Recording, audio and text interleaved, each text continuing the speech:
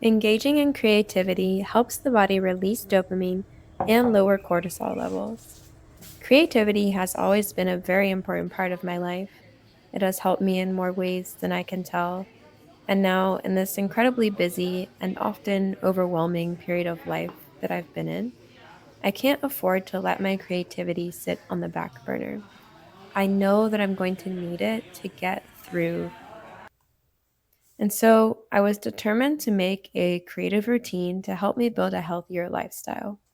But in the process of building this routine, I realized that building an entirely new routine into my already packed schedule wasn't exactly working. And so I got real and got creative. These are my top 6 tips to actually bring more creativity into your already busy life.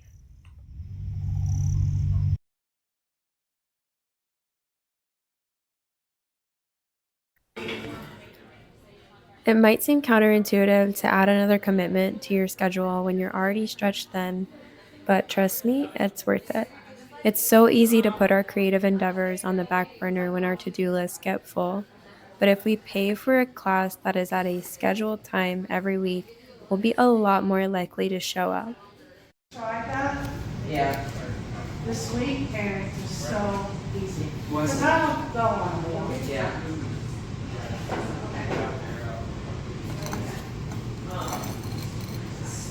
Yeah, I couldn't believe how much time was there to use it. Well, willing to give it a try and see.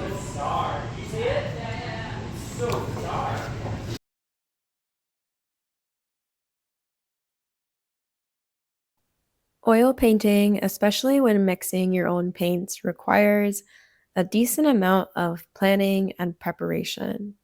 If I only have a few minutes a day, a large oil painting, like the ones I've been working on for the past year or so, are pretty difficult to tackle. It's been helpful to think of ways to make the startup and breakdown process easier. For me, that means using Masterson's Stay Wet palette to keep my paint fresher longer so I can go longer between painting sessions without mixing new paints.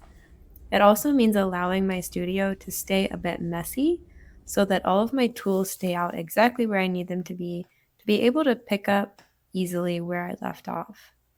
Other times, it means choosing a different medium entirely, which brings me to my next tip.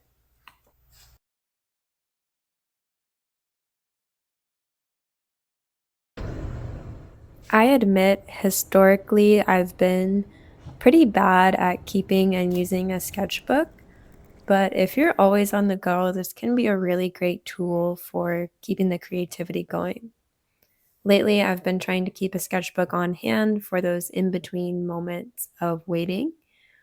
And if we think about all of the times that we're waiting and we just reach for our phones to scroll, there are so many moments where instead of getting lost in a doom scroll, we could be taking a moment to sketch out some ideas or sketch our surroundings, bringing us further into the present moment and into connection with ourselves. For me lately, that's meant taking my sketchbook outside while I let my dog get out to run in the yard and go for a bathroom break.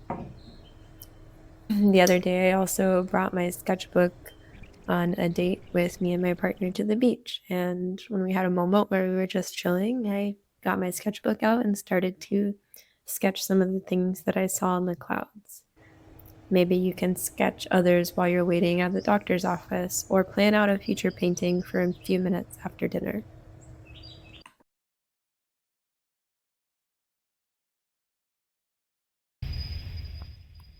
Just because you don't have as much time to build out big projects doesn't mean you don't have time to dream big. Use this time of busyness to build your inspiration for future ideas. Take in your surroundings, jot down your thoughts, feelings, and ideas. Anything can serve as inspiration if we're open to it.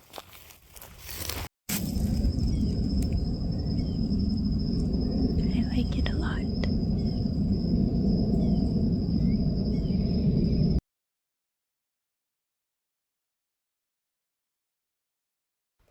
Creativity doesn't always look like a completed painting or polished sculpture.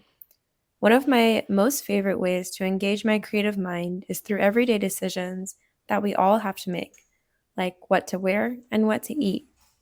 It can be all too easy when we're feeling busy to throw on the first thing that we see in our closet, but it only takes a moment longer to consider how to make an outfit more interesting.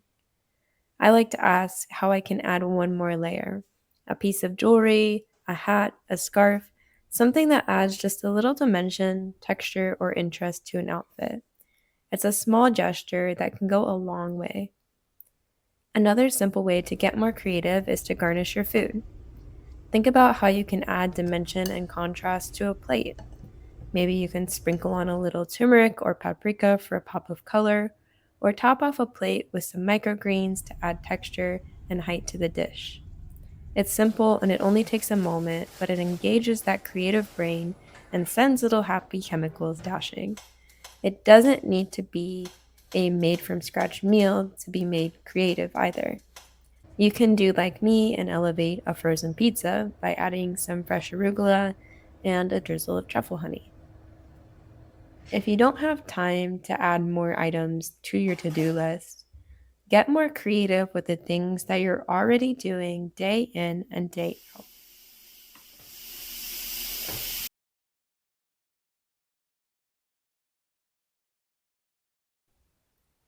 Something my dad often said growing up is that God laughs at our plans, and the older I get, the more that I can't help but feel like that's true. Things frequently don't go as planned. If you want to bring more creativity into your busy life, set the intention, but be flexible. What actually works for you might look really different than what you had originally imagined. I had originally imagined creating an evening nighttime routine that I would stick to with every ounce of discipline in my body. But what I actually needed was to be a little bit more flexible with what I considered creativity and how I exercised it.